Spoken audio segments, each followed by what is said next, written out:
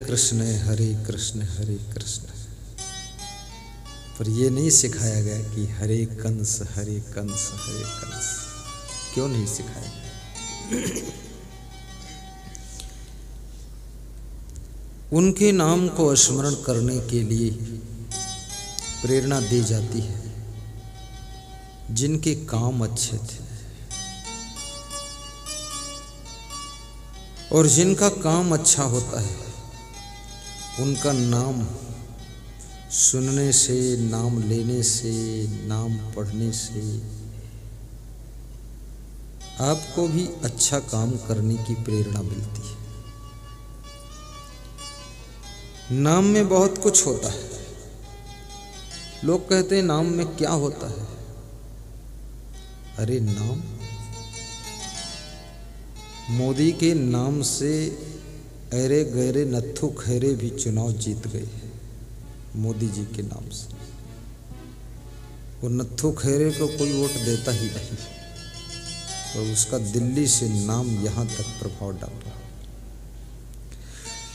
और मोदी के नाम को लोग कहते हैं मोदी नहीं है, आंधी है। काहे की आंधी है? तो लोग बोलते ये सफलता की आंधी है, चुनाव की आंधी है। बड़े बड़े कद्दावर नेता कहते थे कि इस आंधी में तो हमको हारना ही है, आंधी आई थी। लेकिन मोदी का नाम भी ऐसे फालतू नहीं हुआ, इसके लिए बहुत व्यायाम किया है, बहुत कसरत किया है। बदनाम होने के लिए बहुत सी गलतियां करना पड़ता है। बदनाम भी ऐसे नहीं हो सकते आप, बहुत गलती करोगे तभी बदनाम होगे। कोई सोच ले हम बदनाम भी फोकट में हो जाए, फोकट में नहीं होगा, बहुत मेहनत करना पड़ेगा बदनाम होने के लिए। रावण को बदनाम होने के लिए कितनी गलती करना पड़ा, सीता का हरण करना पड़ा, राम से युद्ध करना पड़ा, बाली को विभीषण को लात से मारकर भगाना पड़ा, क्रोध बहुत करना पड़ा, अभिमान करना पड़ा। बड़ा विचित्र है। ये बाली कैसे बदनाम हुआ? सुग्रीव की पत्नी के ऊपर अपना कब्जा कर लिया था। जब तक तुम बेहद गलतियां नहीं करोगे तब तक तुम्हारा नाम बदनाम भी नहीं हो सकता है, और जब तक तुम बेहद अच्छे काम नहीं करोगे तब तक तुम्हारा दुनिया में नाम नहीं हो सकता। ये छोटे मोटे काम करने से नाम वाम कुछ नहीं होगा। तुम सोचो कि 11 कन्याओं को बुलाकर खीर पूड़ी खिला दे, बड़ा नाम हो जाएगा। नहीं, 11 को खिलाओगे तो बस 11 घर के लोगों में नाम होगा। बड़ा सत्संग करा दोगे तो 100 गांवों में नाम हो जाएगा, आपके गांव का नाम हो जाएगा। और व्यक्ति के कृत्य उसके गांव का नाम भी रोशन करते हैं। कल हमारे पास में सकरी से एक माता जी आई, उन्होंने कहा हम सकरी से आई। तो हमने कहा लखन साहू वाली सकरी है? तो बोली मैं नहीं जानत हूँ। तो दूसरी लेडीज बोली हाँ हाँ वही, ये तो बहू है अभी आई है, नहीं जानते हो, लखन साहू वाली सकरी। वो सकरी लखन साहू के नाम से प्रसिद्ध है। योगा बहुत पहले से है। महर्षि पतंजलि योगा का रिसर्च किए थे, लेकिन आज योगा को रामदेव के नाम से लोग जानते हैं। कहते रामदेव का योगा। ये रामदेव का योगा नहीं, ये पतंजलि का योगा है। लेकिन रामदेव ने उस योगा का प्रचार किया है। अभी यहाँ सत्संग हो रहा, लोग क्या बोलते हैं? लोग बोलते हैं असंग साहेब का सत्संग है। क्या बोलते हैं? लोग पूछते भी किसका सत्संग है, तो बोलते असंग साहेब का सत्संग है। ये मेरा सत्संग है भी नहीं, पर बोलते हैं क्यों? क्योंकि मैं सुनाता हूँ इसलिए। वास्तव में सत्संग तो ये कबीर का है, रामायण का है, बीजक का है, गीता का है, महान पुरुषों का है। मेरा सत्संग हो ही नहीं सकता है। उन्हीं महान पुरुषों का ज्ञान मेरे अंदर है, वो ज्ञान मैं बोल रहा हूँ, इसलिए लोग कहते उनका सत्संग है। लेकिन इस सत्संग को करने के लिए हमको कितनी मेहनत करनी पड़ी है।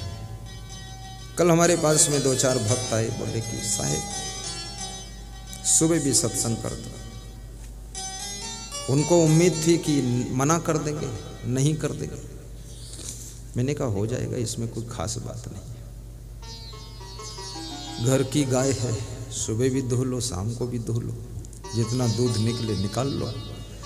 हम तो आपके घर के संत हैं, सुबह भी सुना देंगे, शाम को भी सुना देंगे। वो खुश हो गए कि अच्छा गुरुजी है, मान गया। हंसता नंबर 2 के अभी एक गुरुजी आए थे मेरे पास। खड़े हो जाएं गुरुजी। नया मकान बनाया उन्होंने, बहुत सुंदर। उनकी इच्छा है आपके चरण पड़ जाए। कोई बुलाता है, बहुत प्रेम होता तभी बुलाता है, नहीं तो आदमी तो चिड़िया को नहीं घुसने देता अपने घर में, हमें क्यों घुसने देगा।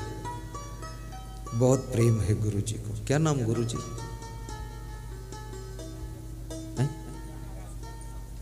चित्रांगद साहू जी, श्री चित्रांगद साहू, शिक्षक मास्टर साहब गुरुजी। तो उन्होंने कहा, तो मैंने कहा परसों सुबह आऊंगा 9 बजे। बोले बीच में लंच के टाइम, ये लंच जो यहाँ से प्रवचन छूटेगा, बीच में जो 2 घंटे का टाइम, उस टाइम चलो पास में। उनका ऐसा मन था लंच वहीं कर लो, लंच फिर मंच, मंच से लंच, यही करो। लेकिन मैंने कहा परसों आऊंगा, 14 तारीख को सुबह आऊंगा। फिर उन्होंने कहा कि बीच में लंच का टाइम है, चल दो आप पास में। हमने कहा परसों आऊंगा। झूठ बोले कौवा काटे, काले कौवा से डरियो। क्योंकि लंच के बीच में जो टाइम है, हजारों लोग सत्संग सुनने आएंगे, सैकड़ों लोगों के पास में आकर दर्शन करने की इच्छा होगी, तो उनको दर्शन भी देना पड़ेगा ना। और मैं वहां चला जाऊंगा तो ये प्रोग्राम बिगड़ जाएगा दर्शन का। परसों उनके यहाँ सुबह फिर वो साहेब आए, हेमेंद्र साहब नाम है ना, वो इसी गांव के साहेब। उन्होंने सुबह कहा इसी गांव में चलना पड़ेगा, 2-4 घरों में। हमने कहा ठीक है।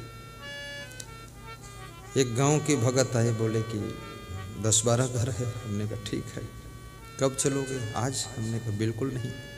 कब चलोगे? हमने कहा कल। सबको निपटा दूंगा 10-10 मिनट दौड़ दौड़ के। तो बोले कि ठीक है। वास्तव में चरण पूजा में जाना भी आवश्यक है, प्यास गादी पे प्रवचन सुनाना भी आवश्यक है। तो मैं नाम की चर्चा सुना रहा था। दाम कमाना आसान है, लेकिन जब तक तुम कोई बड़ा काम नहीं करोगे, कोई बड़ा सत्कार्य नहीं करोगे, कोई महान कार्य बड़ा से बड़ा नहीं करोगे, तब तक दुनिया के अंदर तुम्हारा नाम नहीं हो सकता है, नाम नहीं हो सकता है। और जब तक कोई बहुत बड़ी गलती नहीं करोगे, बहुत बड़ा गलत काम नहीं करोगे जब तक तुम, तब तक तुम्हारा बहुत बड़ा बदनाम भी नहीं हो सकता। मेहनत दोनों में है, अच्छा करने में भी मेहनत है, बुरा करने में भी मेहनत है। ये बुरा काम भी फालतू नहीं हो सकता, इसके लिए बहुत मेहनत कर। जैसे आतंकवादी है, नक्सलाइट है, दंगा फसाद करने वाले हैं, चोर है, डकैत है, बेविचारी है, लफंगा है, नंगम नंगा है, दंगम दंगा है, ये सब बहुत बड़ी प्लानिंग करते हैं, बहुत मेहनत करते हैं बहुत बड़ा गलत काम करने के लिए, तब जाकर कर पाते। रावण ने कितनी बड़ी प्लानिंग किया था सीता का हरण करने के लिए, सोचिए। रावण की बहन लंका से राम की पंचवटी में पहुंच जाती है। ऐसा लगता उस समय बहनें कंट्रोल में नहीं रहती थी। लंका से कहां तक छलांग लगाई है उसने। इतनी चंचल बहन, खतरनाक बहन, और यहां से नाक कटवा कर गई है। बहन हो या बेटी हो, नतनिन हो और या कि आपकी बहू हो, जो मर्यादा में नहीं रहेगी, ज्यादा चंचलता करेगी तो घर के सम्मान की नाक कट जाएगी, नाक कट जाएगी। इसलिए बहुत तूफान मत मचाइए। और ये संसार में कुछ है नहीं, ज्यादा हुड़दंग मचाओगे, बेविचार में गिरोगे, इससे ज्यादा और कुछ नहीं। बेविचार, अनाचार, दुराचार, भ्रष्टाचार, और इससे कोई बड़ी बड़ी बहादुरी का काम है नहीं। ये तो सुपर्णखा भी कर चुकी है, उसकी कहानी लिखी हुई है। रावण भी कर चुका है। सुपर्णखा का निशाना है कि राम मेरे पति बन जाए, और रावण का निशाना है सीता मेरी पत्नी बन जाए। पूरे राम की गृहस्थी खत्म कर देंगे लोग। दोनों भाई बहन जुटे, इतने नालायक दोनों हैं। बहन राम को लेना चाहती है पति के रूप में, और बहन का जो भाई रावण है वो भी बहुत धूर्त है। वो राम की पत्नी सीता को अपनी पत्नी बनाना चाहता है। ये राम का पूरा परिवार ही खत्म कर देना क्या? बहन भाई को ले जाएगी, क्या बात करते हो, ऐसे गड़बड़ मचा रहे हो। और किसी को पति बना लो, तुम सोचो उससे कोई सुख मिलने वाला है? कुछ नहीं मिलने वाला। नहीं, ना लड़के में सुख है, ना लड़की में सुख है, ना पति में सुख है, ना पत्नी में सुख है। और जो जो पति पत्नी बन चुके उनके कलेजे पर हाथ धर के देखो कितना दुखी है। उनका कलेजा धक पक चलता रहता है, कोई सुख नहीं मिला। दोस्तों में भी सुख नहीं है। जितने ज्यादा मितान बनाओगे उतने ज्यादा उतान पड़े रहोगे। कौन मित्र सुख देता है? सबसे बड़ा सुख देने वाला यदि कोई तुमको है तो तुम्हारा आचरण है, तुम्हारी सभ्यता, शालीनता, सौम्यता, मर्यादा से जीने की जिंदगी का नाम सुख है। और यदि तुम सत्कर्म करते हो, अच्छी सोच रखते हो, कोई तुम्हारे लिए क्या सोचता है इसकी परवाह मत करो। तुम दूसरों के लिए अच्छा सोचो, अच्छा करो, तुमको बहुत सुख मिलेगा। तुम सुख के सागर बन जाओगे।